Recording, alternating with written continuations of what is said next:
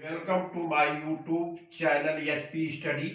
आज मैं class 9th की एक्सरसाइज 4.1 की सेकेंड प्रॉब्लम आप लोगों के समझ प्रस्तुत कर रहा हूं। पहला दूसरा क्वेश्चन है, express the following linear equation in the form of a x plus B Y plus C equal to 0 and indicate the value of a b and c in the each cases. इनमें cases दिए गए हैं। इसमें एक सवाल है, first problem है। पहली केस में 2x plus 3y 2x plus 3y equal to 9.35। हमारी ये प्रॉब्लम बेटा 2x प्लस 3y 9.35। अब इसको मैं एक्सप्रेस करता हूं। देखो पहले यहां लीनियर इक्वेशन इन टू वेरिएबल है। एक वेरिएबल x है, दूसरा वेरिएबल y है और कांस्टेंट क्या है 2, 3, 9.35 एक कांस्टेंट नंबर दिए गए हैं। और इसमें हमारे सवाल में क्या पूछ रहा है, express the following linear equation in the form of ax plus by plus c equal to 0 and indicate the value of a, b and c in the each cases. a, b and c are constant number. Today इसको मैं compare करता हूं ax plus by plus c equal to 0 से इसका compare करते हैं कि इसमें क्या क्या वेरिएबल है और क्या कांस्टेंट इसमें है। और इसमें एक्स वाई गिवन है, एक्स वाई दिया गया है। यहाँ a, b एंड c एक कांस्टेंट नंबर है। अब इसको मैं इससे तुलना करने के लिए इसको मान लेते हैं कि पहला 2x plus 3y minus 9.35 equal to 0। अब देखते हैं कि x की जगह x दिया है, y की जगह y दिया है और c जगह की जगह माइनस 9.35 दिया गया है। अब इसको तुलना करने में मुझे बहुत आसानी हो गई। a क्या है, a एक कांस्टेंट नंबर है बेटा। यहाँ 2 क्या है, एक कांस्टेंट नंबर है। b क्या है, एक कांस्टेंट नंबर है। a भी वेरिएबल है लेकिन यहाँ पर इंडिकेट किया गया है कि ये सब कांस्टेंट नंबर है। c is already constant number, so that a equal to 2, b equal to 3 and c equal to 9.35। हमारे क्वेश्चन में ही पूछ रहा है, express the following linear equation in the form of ax plus by plus c and indicate the value of a, b and c in each cases. पहले case को मैंने indicate किया। अब दूसरे प्रॉब्लम पर हम आते हैं कि दूसरी प्रॉब्लम क्या पूछ रही है। c equal to minus 9.3। अब मैं दूसरे प्रॉब्लम पर आता हूं। दूसरा प्रॉब्लम हमारा क्या है, इसको नोट कर लेना। अब दूसरे प्रॉब्लम पे आ रहे हैं। दूसरी प्रॉब्लम दिया है माइनस, सेकेंड प्रॉब्लम दिया है x minus y/5 minus 10 equal to 0। अब इसके बारे में हम डिस्कस करते हैं कि इसमें क्या वेरिएबल है और क्या कांस्टेंट है। लीनियर इक्वेशन इन टू वेरिएबल, हमेशा याद करना कि लीनियर इक्वेशन इन टू वेरिएबल है। अब यहाँ y/5 दिया है।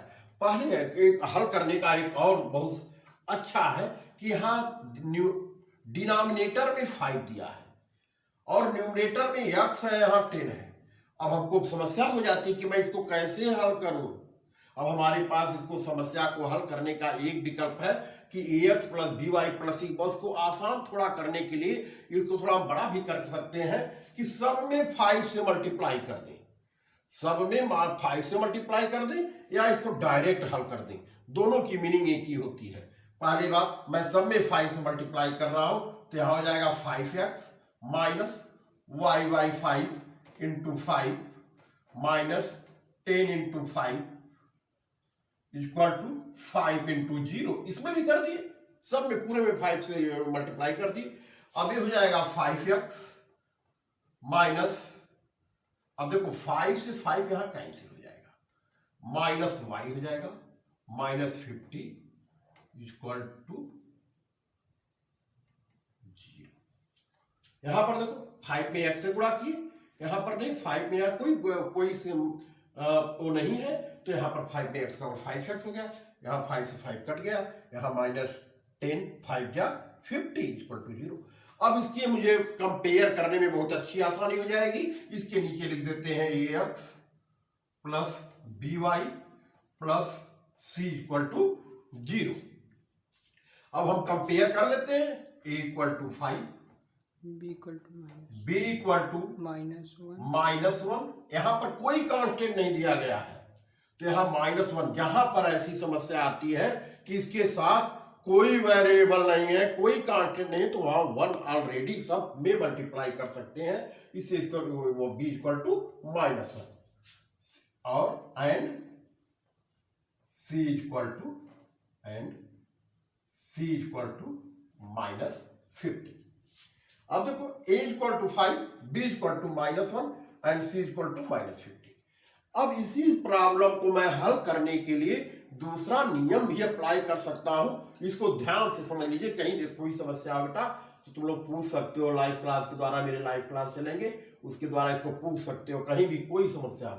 अब मैं डायरेक्ट मेथड बता रहा हूं कि कैसे इसको डायरेक्ट हल करते हैं आसानी के लिए अपने। अब यहां पर इसके नीचे जो ax plus by plus c के रूप में दिया गया है, ax लिख देते हैं प्लस by लिखते हैं प्लस c = 0 लिखते हैं। ठीक, अब इसकी से हम कंपेयर करते हैं, तो a = यहां पर 1 आ जाएगा, b = अब हम यहां पर ध्यान देते हैं कि y के बाद इसमें किस चीज से मल्टीप्लाई किया गया है। y में ऑलरेडी -1 है, तो यहां हो जाएगा -1/5 और एंड c =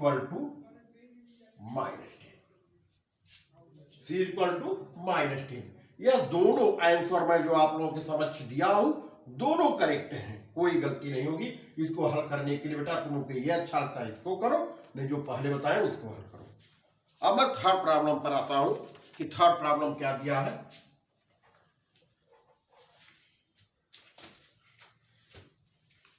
थर्ड प्रॉब्लम है -2x प्लस 3y = 6। यह थर्ड प्रॉब्लम है। अब लीनियर इक्वेशन 2 वेरिएबल है, इसको ध्यान रखना, वेरिएबल दिए गए हैं। कोई पूछे कि क्या लीनियर इक्वेशन इन 2 वेरिएबल है, कैसे पता लगा कि लीनियर इक्वेशन इन 2 वेरिएबल है, तो हम कहेंगे कि 2 and 3 are constant number and x and y are variable. Variable होते क्या है, जिनके मान हर इक्वेशन में भिन्न भिन्न आए उनको वेरिएबल करते हैं।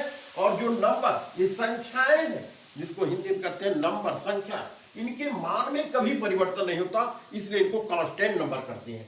अब इसको मैं डायरेक्ट इसी के नीचे, ठीक जस्ट नीचे, ax plus by plus c के नीचे लिखते हैं ax plus by plus c = 0। अब हमारे सामने समस्या आई आती कि ax plus by plus c लिख रहे हैं सर, और cis को जो है बाहर लिख रहे हैं, तो फिर इसको मैं कन्वर्ट कर सकता हूं।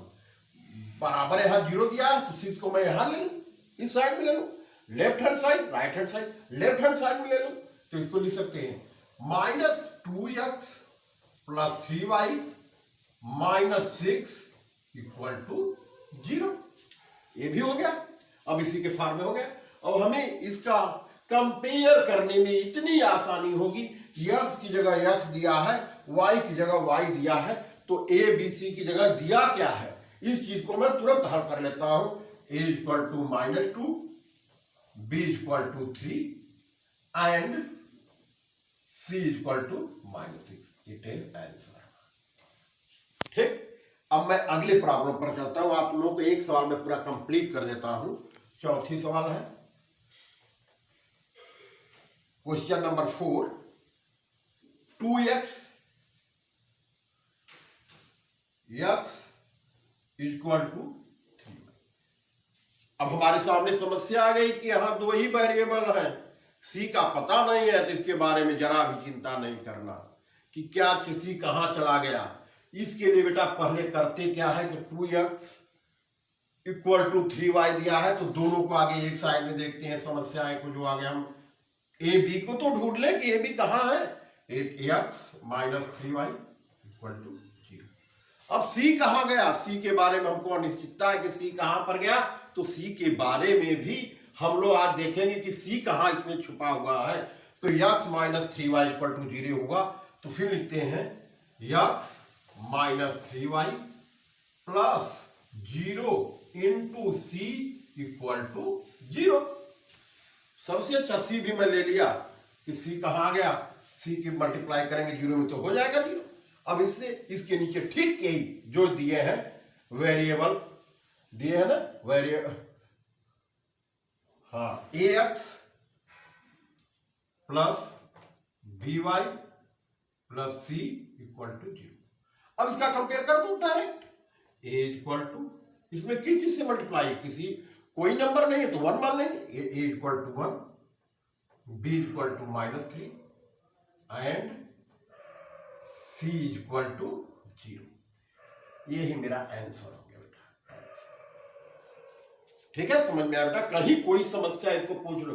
अब यहां ढूंढना है, हमको पता नहीं है। अब अगले क्वेश्चन पर आते हैं, क्वेश्चन नंबर 5। क्वेश्चन नंबर 5 देखते हैं क्या है आगे की समस्या। Question number 5, 2x equal to minus 5। ठीक, इसके भी प्रॉब्लम को मैं देखूं। ठीक उसी तरह ये भी दिया गया है 2x माइनस 5y। तो इसको लिखते हैं 2x plus 5y equal to 0। अब यहाँ ए बी तो मुझे दिखाई दे रहा है कि ये भी मिल गया, दो वेरिएबल मिल गए, लेकिन सी का यहां भी पता नहीं है। तो फिर करते क्या है, 2x plus 5y plus 0 into c equal to 0। अब कंपेयर करने के लिए linear equation in the form of ax plus by plus C equal to 0 के लिए ax plus by plus c इसके नीचे लिख देते हैं ax plus by plus c. ठीक, अब इसके ठीक, अब x की जगह तो x दिया है, a की जगह क्या दिया है 2, a की वैल्यू कितनी हो गई 2, y की जगह y दिया है, b की जगह क्या दे दिया है 5, b equal to 5 and c equal to 0। ये हमारा आंसर हो गया। अब हम आते हैं क्वेश्चन नंबर 6 पर, देखते हैं उसमें क्या समस्या है, उसको भी हल करते हैं। क्वेश्चन नंबर 6, क्वेश्चन नंबर 6 है 3x प्लस 2 इक्वल टू 0। अब यहां पर मुझे एक समस्या आ गई फिर कि एक वेरिएबल गायब हो, कहां से लाएं। तो इसके लिए ज्यादा चिंता नहीं करना है, उसको मैं ढूंढूंगा कहां है। इसमें सी तो है, ए तो है, लेकिन बी गायब है। सी तो दिखाई दे रहा है, ए दिखाई दे रहा है, लेकिन सी कहां चला गया। तो सी के लिए जरा भी नहीं, ये और आसानी से इसको हल कर लेंगे। सी तो है 2, अब y कहां गया, y कहां, y का पता नहीं है कि y कहां पर है। तो यहां पर लिखते हैं 3x plus 0 into y plus 2 equal to 0। अब यहां पर compare following linear equation in the form of ax plus by plus c। तो इसके लिए लिखते हैं ax plus by plus c equal to 0, a equal to 3, b equal to 0 and c equal to 2। इसको लिखेंगे आंसर। ठीक, कोई समस्या। अब आगे का मैं क्वेश्चन नंबर 7 करता हूं। क्वेश्चन नंबर 7,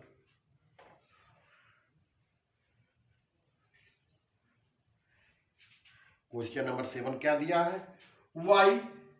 क्वेश्चन नंबर 7 दिया है y minus 2 equal to 0। y minus 2 equal to 0 दिया। यहां तो y दिखाई दे रहा है, x यहां पर नहीं है। अब हम a की वैल्यू कैसे ज्ञात करेंगे, c की तो b की तो मुझे मालूम हो जाएगी, लेकिन a की वैल्यू हमें फाइंड करना, कैसे फाइंड करेंगे। अब हमारे सामने समस्या है, जरा भी नहीं घबराने का। यहाँ पर y माइनस 2 इक्वल टू 0 दिया, उसको मैं ढूंढूंगा इसमें है कहाँ छुपा हुआ। तो यहां पर लिख देते हैं सीधे 0 इंटू एक्स। 0 में किसी चीज से मल्टीप्लाई किया उसका मान 0 होता है। 0 किसी भी वेरिएबल में या कांस्टेंट में आप जोड़ सकते हो, घटा सकते हो, उससे उसके मान पर कोई प्रभाव नहीं पड़ता। लेकिन मल्टीप्लाई करने पर उसके मान में प्रभाव पड़ जाता है बेटा। वो करता क्या है कि वेरिएबल हो या कांस्टेंट कोई नंबर हो, सबको 0 कर देता है। 0 अथाह सागर है। 0 के बारे में, 0 किसी संख्या में मल्टीप्लाई या डिवाइड करने में मान पे परिवर्तन होता है। अब 0 into x y minus 2 equal to 0। अब यहां पर कंपेयर करने के लिए लिख दिए A x plus B Y plus C equal to 0। A equal to 0, B equal to 1 and C equal to -2। ये हमारा आंसर।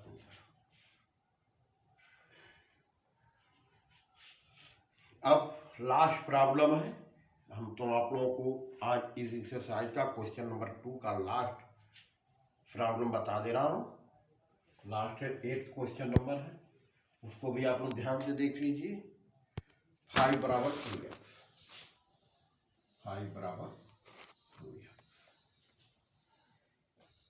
8th क्वेश्चन है। अभी और समस्या दे दिया, पहले c दे दिया बराबर 2x दे दिया। अब इसको कैसे हल करेंगे? तो आगे हम सब चीजों को ax plus B Y plus C के फॉर्म में रखने के लिए x को पहले यहाँ करते हैं, तो यह आ जाएगा, इधर ट्रांसफर करते हैं तो पक्षांतर, हिंदी में कहते हैं पक्षांतर करना, इसको एक तरफ कर देना, -2x प्लस 5 इक्वल टू 0।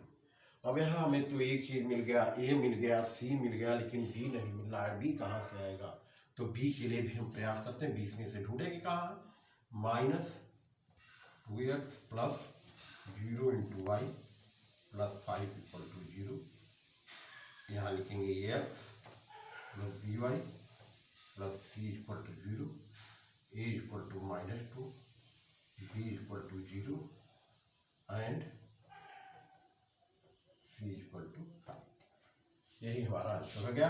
आज हम आप लोगों को CBSE बोर्ड के जो बच्चे हैं क्लास 9th के एक्सरसाइज 4.1 की क्वेश्चन नंबर 2 को एक्सप्रेस किया जैसे बताया गया था। और यह क्वेश्चन बहुत अच्छे हैं, इनको हल करना और इसको समझना बेटा। हल करोगे अच्छा नंबर पाओगे। कहीं भी कोई समस्या होती है तो हमारे फ़ोन नंबर दिए हैं, उससे मुझे डिस्कस कर सकते हो कि सर मुझे ये प्रॉब्लम नहीं समझ में आई, इसको फिर से वेरीफाई कर दिए, मैं तुम लोगों को समझाने की कोशिश करूँगा।